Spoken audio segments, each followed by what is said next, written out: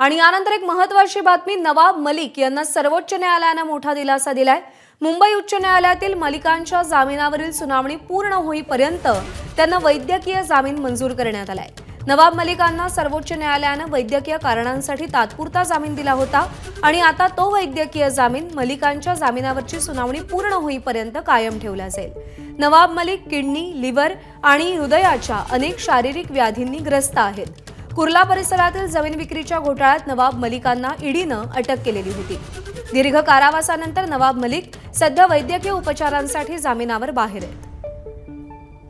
अमेय राणे आपले प्रतिनिधी आपल्याला अधिक अपडेट देतील। अमेय, काय निरीक्षण नोंदवले कोर्टाने? प्रज्ञा, हा दिलासा नवाब मलिकांसाठी खूप मोठा मानला जातोय, कारण की गेल्या वर्षभरापासून नवाब मलिक हे वैद्यकीय कारणांसाठी जामिनावर होते। सर्वोच्च न्यायालयानं त्यांना त्यांची वैद्यकीय परिस्थिती पाहता उपचारांसाठी सुरुवातीला 3 महिन्याचा जामीन दिला होता, परंतु त्यांच्या वैद्यकीय परिस्थितीत सुधारणा न झाल्यानं त्यांनी वेळोवेळी हा जामीन सर्वोच्च न्यायालयाकडून वाढवून घेतला।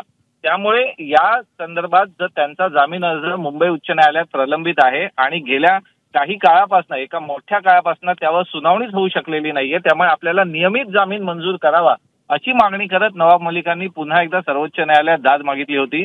मात्र यावर जोपर्यंत हायकोर्टातलं अपील तुमचं प्रलंबित आहे तोपर्यंत आम्ही तुम्हाला पूर्ण जामीन देऊ शकत नाही। मात्र जोपर्यंत हायकोर्टातल्या जामिनाच्या याचिकेवर सुनावणी पूर्ण होत नाही तोपर्यंत आता नवाब मलिकांना हा जामीन देण्यात आलेला आहे। त्यामुळे आता त्यांना वेळोवेळी जाऊन हायकोर्टाच्या जामिनाच्या आधी सर्वोच्च न्यायालयाकडून आपल्या जामिनाची मुदतवाढ मागून घेण्याची गरज नाहीये।